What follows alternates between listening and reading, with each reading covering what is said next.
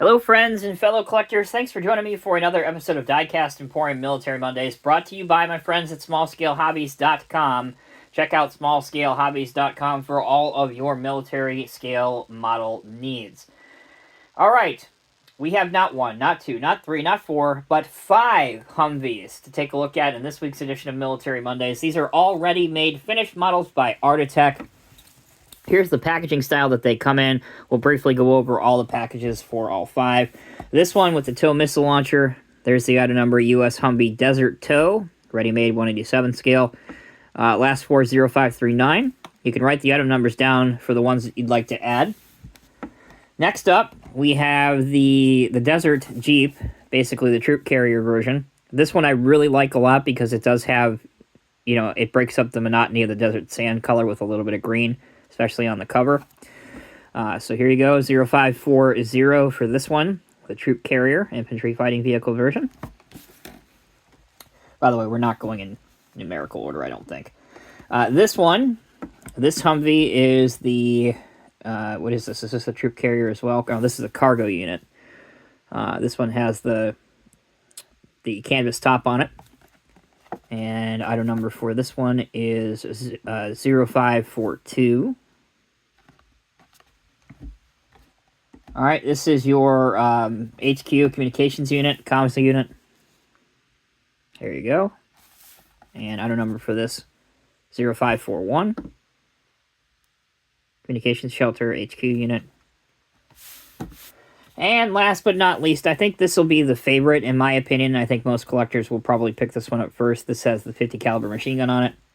US Humvee Desert 50 MG 450 machine gun, 0538.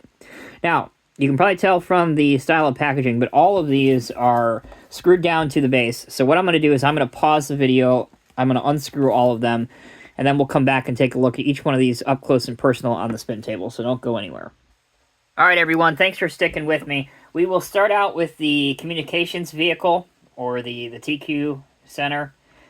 So Humvees, if you're not familiar, are very versatile pieces of trucks that are used by the U.S. military, particularly the Army, the Marine Corps, the Navy, even the Air Force has some.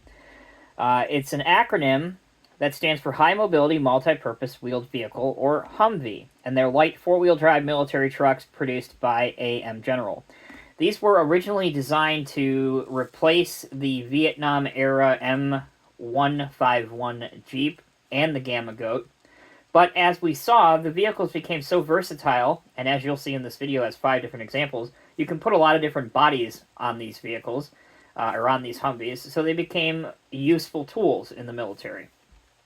So they initially saw widespread combat use, believe it or not, in Grenada, then in Panama, then in Iraq, then in Somalia, then in the peacekeeping operations in Bosnia and Kosovo, and then, of course, where they really kind of came into their own and where we started seeing a lot of problems with Humvees would have been Afghanistan and Iraq.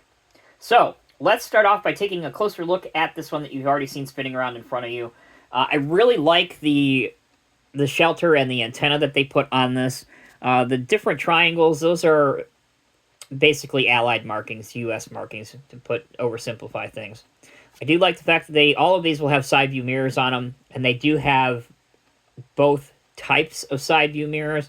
So what I mean by that, I should probably just do one side by side. So this is the one that I just put down. This one has the little bit older style side view mirrors, whereas the communications shelter version has the slightly newer sized.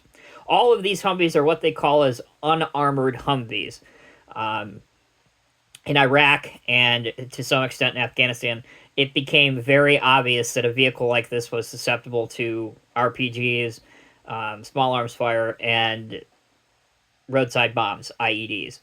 So you would see a lot of photos beginning in 2003, 2004 of the troops up-armoring with whatever they can get their hands on, whether that be scrap metal or steel or whatever is lying around, and they would do what's known as hillbilly armor, and that's basically just put whatever armor they could around the crew compartment and underneath the vehicle to help it be a little bit more resilient against those deadly bombs.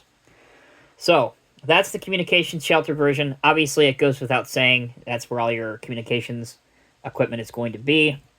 This is basically just a open top with the canvas cover, So that you could carry troops in the back here, you'd carry more equipment, ammos, that type of thing. So that's why they call this version the supply version.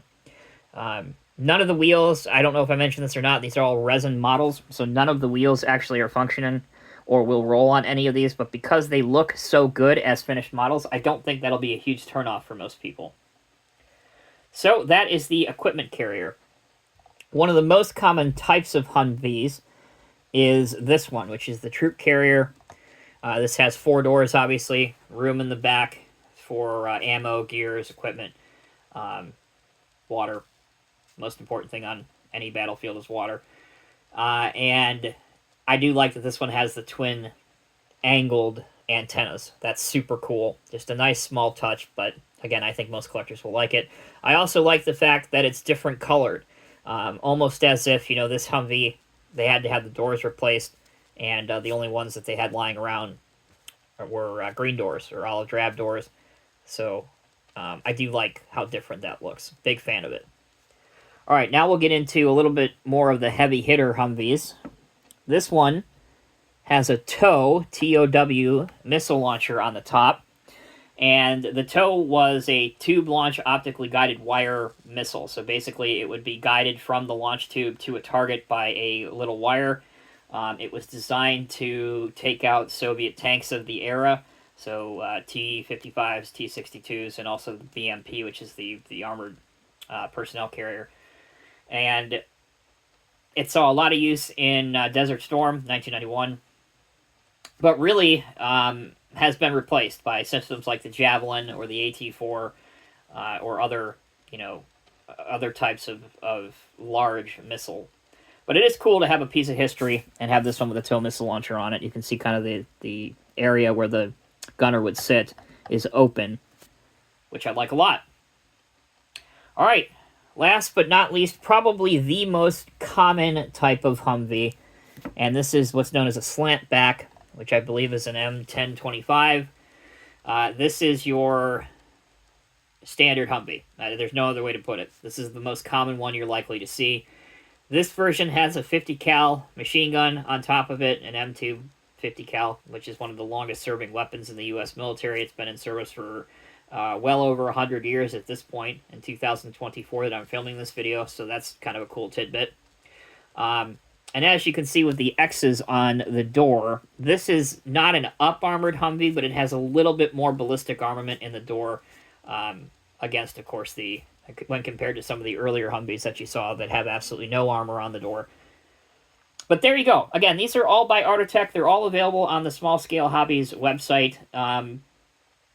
I think they're good value for the money. If I'm not mistaken, I think they're like $40 a piece, something along that lines.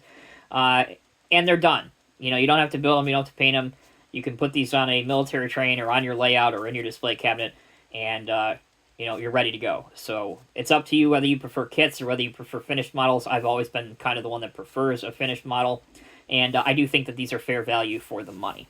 So that'll do it for this week's edition of Diecast Emporium Military Mondays. A little bit longer than normal, but we had 5 vehicles instead of 1 to take a look at. Let me know what you think down in the comments section below. What are your thoughts on the Humvee? Do you think it's long overdue for a permanent replacement, as I do?